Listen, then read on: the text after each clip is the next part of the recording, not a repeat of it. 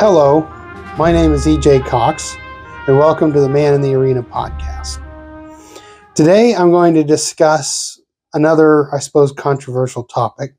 I've had a recent event in my life that's brought this sort of to the forefront, but I wish to address the racial divide that is deepening within this nation. It disturbs me because, for example, I grew up in the late 90s and then going into the 2000s and 2010s, and I can especially remember being a kid in the early 2000s. You would notice if somebody was of a different race than you, but that's sort of where it started and stopped. You never thought really about the racial divide. I can remember being a kid and watching, for example, The Fresh Prince of Bel-Air and all those types of shows, Bernie Mac's show and all these kinds of things. Never really considered race as any type of a negative thing or something that really impacted your life, except that the other person might look differently than you. And I think this is something a lot of people of my generation point out. It seems all of a sudden there's this widening racial divide. This past week, I had the opportunity to go to my wife's home city, and my wife is a black woman. We met, and I just love her. She's the most wonderful woman I've ever met. And as we were visiting her home city, I said, I've never been to a black church, a church that's made up mostly of black Americans. I've, of course, been to plenty of white churches of all different denominations. I've been to Catholic Mass. I've been to a number of those different types of things, but I've never been to what might be considered a stereotypical black American church. And so my darling wife said, well, I know where we can go. It's where she went when she was a youngster for a good amount of time. And we go to the church. And this is what's brought up this racial divide discussion for me. The preacher, very early on in his message, states something to the effect that when he was a younger preacher, he's been preaching for something like 20 years. When he was a younger preacher, he tried to preach a message that would appeal to not only black voices, or black listeners, but white listeners and Hispanic listeners, and essentially anybody that would listen. And then he launched into something of a tirade about he has realized that he is a black preacher and he needs to speak primarily to the black audience. He has no place left anymore to try to preach to other groups of people. That he, as a black preacher, and I found this particularly interesting, has to do more work than a white preacher or a Hispanic preacher or any other man of the cloth from a different race, because a black preacher is expected to be a counselor and a financial advisor and all of these different types of things. I'd like to point out that, for one, that statement about a preacher is incorrect. A white preacher is called to the same thing that a black preacher is called to, that a Hispanic preacher is called to, an Asian preacher is called to. They are called to being shepherds of the flock. That's more than simply feeding them the word of God. You are called upon to be with them, to help them through their sickness, to pray over them. That is the job. And for example, my own personal pastor at our church where I live in our rural community here, he has the marks of ministry. Our preacher, during a missions trip to one of the Indian reservations out west, accidentally got severely burned, trying to work on a vehicle, and his face and hands are still scarred from that event from right around 20 years ago. And that is the calling of a preacher, is to go and put yourself on the line and put yourself in the way, to sit down with your people and make sure they're doing well physically and make sure they're doing well mentally as well as spiritually, that you are taking care of the whole flock. And I think there's been a misunderstanding there. But on top of that, this idea that a black audience needs to be separate from a white audience, and that a white audience needs to be separate from a black audience or a Hispanic audience. The Bible is very clear. In Christ, there is no longer Jew or Gentile. There is no longer free or slave. There's no longer male or female. All of these different distinctions that we have on this planet that man has come up to divide himself with go away in the presence of Christ. We were all purchased at a high cost to God. We were purchased at a high price. To sit and say that you don't either need to or don't have to preach to a wide audience or concern yourself with preaching to anybody aside from members of your own race goes against a very foundational element of the Bible, which is that we, the people of God, stand together regardless of our race, stand together regardless of our class, stand together regardless of our backgrounds and origins. Paul, the Apostle Paul, went from being a wealthy man to being a poor man. The Apostle Paul even states in the epistles, I've learned to be content with much and with little. You must learn how to become all things to all men, as the Apostle Paul writes. You can preach the gospel to whomever will listen to the gospel. And that is the job. I'm concerned that this preacher has forgotten that. I'm afraid that he has become too involved in the modern political system's weaponization of race, and he's allowed it to influence his preaching.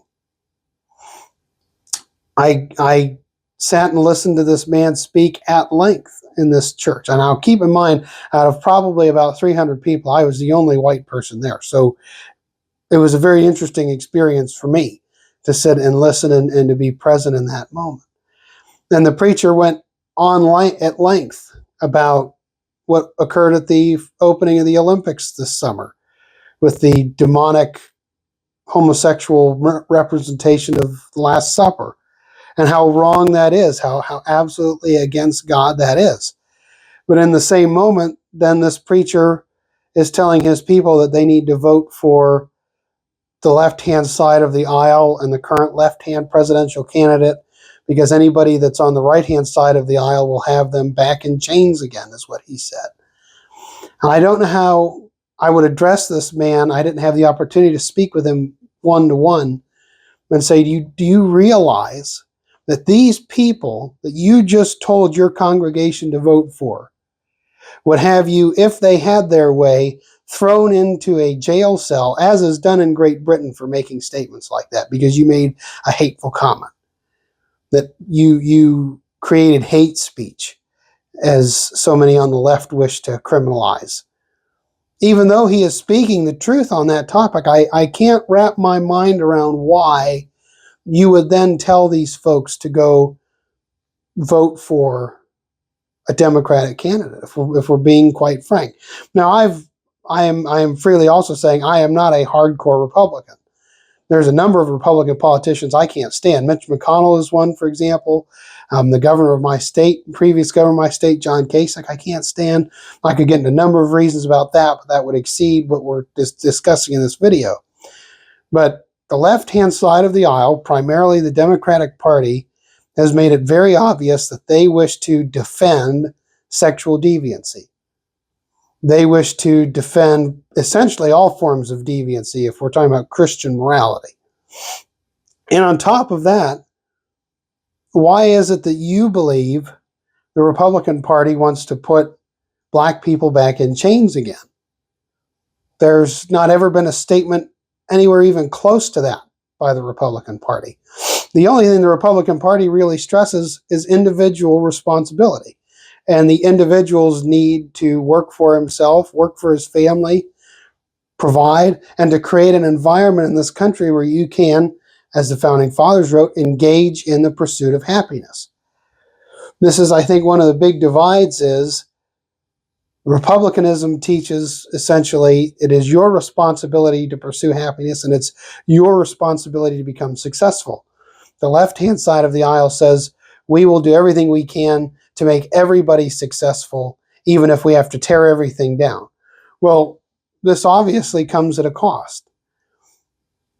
We have this same preacher at one point is preaching on how they've been with their youth group trying to teach their youth members to be entrepreneurs and to start a business and to learn how to manage money. And that is absolutely wonderful.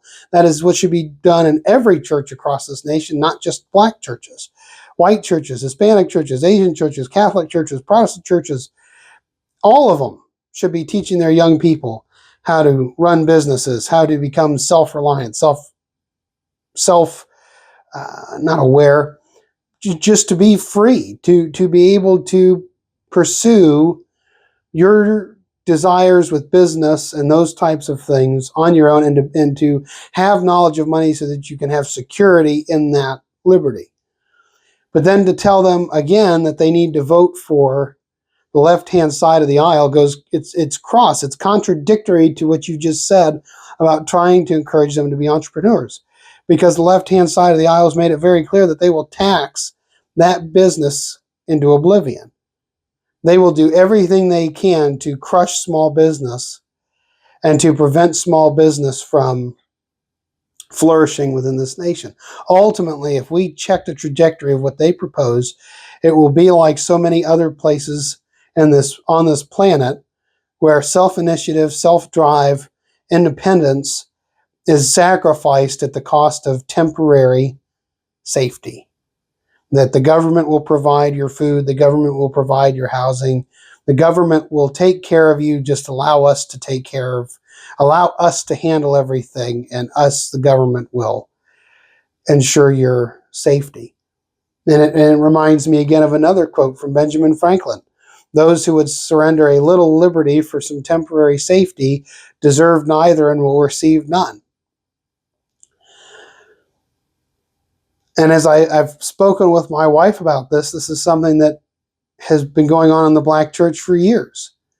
That the black church has taught their members that they need to vote for Democrats because they help the black community. But I ask honestly, has the black community been helped by Democratic policies?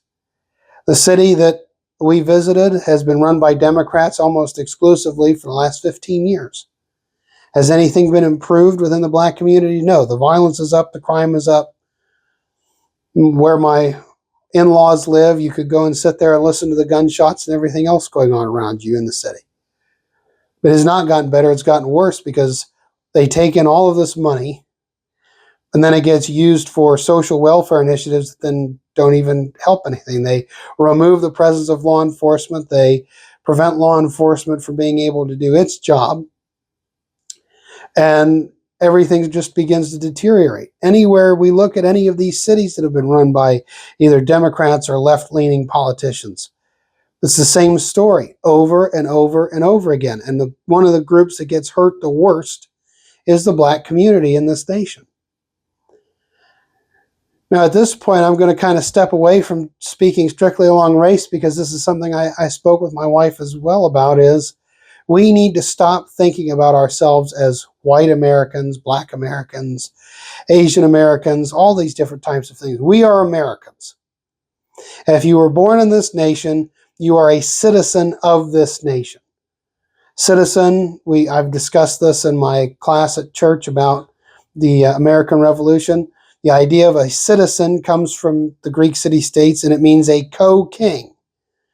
You, an American citizen, are a co-king of this nation. The federal government answers to you because you are the ultimate source of its authority. Instead of, with either the black community or some of the other communities, thinking of yourselves as victims. Even in the white community, there are white communities in West Virginia and in Appalachia in general that I can think of where they view themselves as victims. Instead of viewing ourselves as victims, why don't we, the American people, view ourselves as co-kings or co-queens, as co-rulers of this joint venture? That paradigm shift in thinking will move a lot of things. Now, there are elements both within the left and within the right that do not want you to think of yourself in that way, because they can maintain power by convincing you that you are subservient to them. Now, yes, we must obey the law. We cannot each of us write our own laws. We have agreed with the founding of this nation, the Constitution is the law of the land. We have the system for producing amendments to change it when it is absolutely necessary. But we all must live under the law. A king does not live outside of the law. The king is answerable to the law just as much as anybody else is. That's one of the things that marks a tyrant is his refusal to follow the law, to make his own law. We don't make our own laws. We follow the law. We obey the law. Again, so long as that law is righteous, so long as that law is just. If the law says you need to go out and just start shooting children on the street, that's an over-the-top example. But if there's some law that's made that violates the law of God, you are to disobey that law, of course. There is a higher law that we hold ourselves to. But this is what I think needs to be discussed is all of us, red, white, black, whatever your skin color is, brown, wherever you fall on the spectrum, hundreds of thousands going on millions of men and women over the last 250 years have spilled their blood so that we can live together as citizens in our liberty. So we are not divided. Those sacrifices have been made to avert division. The Civil War was fought and won, and it brought us from division to unity. The national motto of this nation is E pluribus unum, out of the many, one. Out of all these different places and peoples and languages and all these different things, we are one. And so what's been the strength of this nation for so many years is that we are one. And it is what scares those who would be usurpers of the federal government or of our state governments or of our local governments. Because a populace, as Alexander Hamilton wrote in the 20th paper, Federalist paper, a populace which knows their rights and is predisposed to defend them is a danger to any tyrant or any usurper to the government. So ultimately, within the black community, if there is a fear that the government is going to become tyrannical, if there is a fear that the government is going to do X or Y, the responsibility then becomes for all of us to band together and to oppose whatever evil is foreseen. But it comes also back to working together, that we define ourselves not by our race, but by where we are born. We are born here. We are citizens. If somebody comes here the right and proper way, they go through their tests, they swear the oath of allegiance and all those things, they are a citizen. They are my brother just the same as anybody that was born here. And this is something I think that we need to spread around this nation is we united are stronger than anything else. When we view ourselves as co-kings and co-queens together in this joint venture, and when we realize that there are elements within certain areas of the government that want to remove our ability to be that independent, that is a danger to us. And especially for those of us that are Christians, we are called to a much higher citizenship than the one here on this earth. We are citizens of heaven. Now, in that sense, we're not kings. We are joint heirs with Christ in heaven, but we are not kings. There's only one king, and then in that regard. But we should not be divided at all. We should be united around one truth, and that's the truth that's taught in the Bible, the truth that's taught in the gospel. I think this is something that we could all get behind if we actually sat and had a discussion with each other instead of having a preacher step onto the stage and right off the top of the bat say, if you don't look like me, I don't really care to talk to you, or I'm not going to speak to you, or I'm not going to minister to you. And I would say that to a white preacher if he were to say that to a black audience or about a black audience. We are called to something higher than just our skin color. It's such a really a trivial matter, to be quite honest, the color of a person's skin. I had an anthropology professor at The Ohio State University that one time made the point. He said, chimpanzees have more genetic variation than human beings do. And the point he was trying to make was chimpanzees pretty much all look the same. And they have more genetic variation between the different subspecies and all that than human beings do. The only thing that really makes us different is the melanin count in our skin and different genetic factors about whether your hair or eyes are going to look a certain way. We bleed the same blood. We have the same organs. My heart is going to look the same as any other healthy person's heart, regardless of their race. So this fixation with race that's been created by the media, for one, and by certain elements within our political system, needs to just be forgotten. We need to just ignore it. If we are to create a unified America, we must stop thinking along the lines of race. We look at each other as equals, regardless of our skin color, regardless of, I am a melanin deficient person. I don't hold it against anybody else that's got a melanin surplus that I don't have. I am melanin deficient. So what? It doesn't mean anything. It's such a trivial matter that we fret upon so much. If we were to just, as Morgan Freeman once pointed out, stop talking about racism, the thing would die in and of itself. But the more and more we have different elements, both within the white community, within the black community, left and right, that we talk about race, it's just going to get worse. It's going to keep dividing. It's going to keep pulling at us. Depending on who you ask, part of the reason this has come up again is within Marxism, which is really starting to be pushed within certain parts of the left. Marxism has to find where there is an oppressed group and the oppressors. And that's how they define the world, is the oppressed and the oppressor, and the oppressed must overcome and destroy the oppressor, and that is how an equal society is created. Well, I can tell you that it didn't work in Russia, it didn't work in China, it didn't work in Korea, it didn't work in Vietnam. Anywhere it's been tried, it fails horribly and has costed the lives of tens of millions of innocent people in the history of this planet. It's a dangerous path to go down to continue to define people as oppressed versus oppressors. We are already citizens. We are already co-kings. So instead of acting as if we were victims, instead of acting as if we were depressed, if we were these things, act like a king. Go make your life. Go and strive valiantly. And show the world that you can accomplish things through your own strength with the help of God. That you can go out and conquer as we are told to go out and conquer, as we are given the instructions in the Old Testament to go out and subdue the earth underneath of us. Why is that not the message that we are teaching to our young people, black or white or red or any other color of skin or brown? That is what we should be teaching them.